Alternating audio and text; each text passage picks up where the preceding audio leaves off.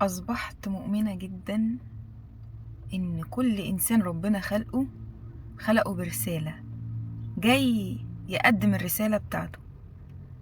في ناس استوعبت بعد وقت متأخر رسالتها إيه، وفي ناس قدمت الرسالة بتاعتها وهي مش واخدة بالها، وفي ناس قررت إنها ما تستسلمش وتفتش جواها وتدور أنا رسالتي إيه في الدنيا. ربنا سبحانه وتعالى ما بيخلقش حاجة هباء. البعوضة، الصرصار، النملة، لو انت جيت بحثت وفتشت ودورت هتلاقي كل حاجة ربنا خلقها لسبب، او دورة حياة دي تخلص على دي عشان دي ما تأذكش، وهكذا. وحاجات كتير قوي احنا ما نعرفهاش لحد دلوقتي، والعلم لسه ما وصلهاش، او احنا حتى فكرنا ان احنا نبحث ونشوف دي فايدتها ايه او عاملة ايه. انت بقى فكرت رسالتك ايه؟ هتقول انا جاي بلا هدف؟ مفيش حاجة اسمها كده جاي بلا هدف. انت ممكن تكون جاي عشان حتى كمان تكون عبرة للناس من كتر الأخطاء اللي انت بتعملها، فالناس تتعلم من أخطائك وما يعملوش زيك تاني. ممكن تكون شخص اتخلق ان هو عشان يخدم الناس ويساعدهم، او يكون ليهم ابتسامة او امل في الحياة. ممكن تكون شخص اتخلق عشان عنده علم وعنده حاجة كويسة عايز يفيد بيها الناس، وهكذا يعني. حتى لو انت طالع انسان وحش، مفيش انسان طبعا بيتولد وحش، انت اللي بتصنع نفسك بنفسك يعني، بفضل من ربنا سبحانه وتعالى. مش شاطرة منك يعني، بس بمجهود وعزيمة يعني، فاهم؟ لكن يعني مفيش حد ربنا خلقه كده، انت مخلوق لسبب. ففكر مع نفسك كده وقول يا ترى ايه السبب اللي ربنا خلقني عشانه، وابتدي اشتغل على نفسك فيه. في ناس بتتعظ وبيجي لها رسائل كتير قوي من ربنا، وبيجي لها معجزات وما بتتعظ. في ناس كده وفي ناس كده. يعني انا اعرف ناس والله حصل معاهم معجزات وما اتعظوش، الجنة كانت تحت رجلهم، و ايه، عادي عادي. الناس دي هتتحاسب ليه؟ لان هي ما استوعبتش، ولكن ربنا هيفضل يديها في دروس وحاجات كتير في حياتها هتتعلمها لحد ما تفوق، لحد ما ربنا يمن عليها بالفوقان. وفي ناس ربنا بيختم على القلوب مهما شافوا الحاجة الكويسة ومهما شافوا معجزات ربنا في الأرض، مفيش، ده ما بيتحركش للأسف.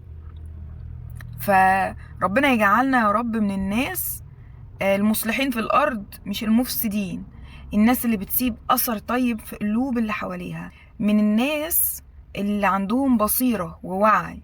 لأن لما ربنا ينعم عليك بنعمة البصيرة من جوه، تشوف من قلبك مش عينك، مش هتكون إنسان سطحي ساعتها، هتكون شخص بيعذر اللي حواليه. بيوقفهم عند حدهم، بس برضو بعد ما يعرف اللي قدامه الدرس ويفهمه ويعرفه حدوده اللي ما يتخطاهاش، بيعذرهم. يلا، غلبان، عبيط، ما ترباش، وهكذا. اعذر الناس اللي حواليك، اعذر الشخص القاسي، ممكن اتولد في وسط بيئة قاسية صعبة وحشة، نرجسي.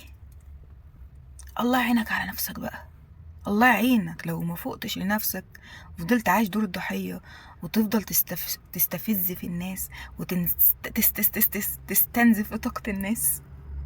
ده انت عذابك كبير اوي عند ربنا، اقسم بالله لو ما توبتش هتتشوح في النار زي الكبدة الاسكندراني. انت حر، والله العظيم. فوقوا لنفسكم. الشخص المؤذي وحاسس نفسه وربنا انعم عليه بان هو يكتشف نفسه ان هو شخص مؤذي، وفضل على حاله، ده مغيرش من نفسه وفضل يأذي الناس اللي حواليه، صدقني اخرتك هتبقى وحشة قوي. يعني اخرتك مرضهاش لألد اعدائي والله. ففوقوا لنفسكم، وكل واحد يدور على العيوب اللي جواه وهو بيأذي اللي قدامه في ايه، ويحاول ان هو ما يأذيهوش. هيجي شخص يقولك ايه، هي دي اللي بتتكلم عن الشخص، مش دي اللي لسه مزعقالنا ولسه مهزقانا وبتاع. انا على فكرة أنا ايوه. الفكرة في ايه؟ انا وقفتك عند حدك، انا رد فعل لفعلك عشان ما تخطاش حدودك معايا. ده الفرق بقى. ان انا بحافظ على سلامي النفسي عشان انا قاعد في بيتي، انت جيت حاربتني، هسكت؟ لا، هحارب عشان ادافع عن نفسي وعن بيتي وعن حالي. انا بقى سلامي النفسي ده بالنسبه لي وقلبي ده بيتي. هتيجي يا ابن الحلال تاذيه، او يا بنت الحلال تاذيه، او يا ولاد الحلال تاذوه حاسه انا شتيمه. اسكت بقى، خد بقى فين يوجعك. انا لازم ارد، اعلمك الدرس عشان تبقى مؤدب يا قليل الادب. اعذر الشخص اللي مش محترم، ملقاش حد يربيه، اعذر الناس، ولكن علمهم درس عشان ما يتخطوش حدودك. وانت بقى ليك مطلق الحرية، عايز تفضل معاهم وانت عذرهم ماشي، مش عايز لا يكلف الله نفسا الا وسعها، ولكن خط احمر. تمام؟ اتمنى يا رب كلنا نستوعب ونعرف رسالتنا ايه في الحياة.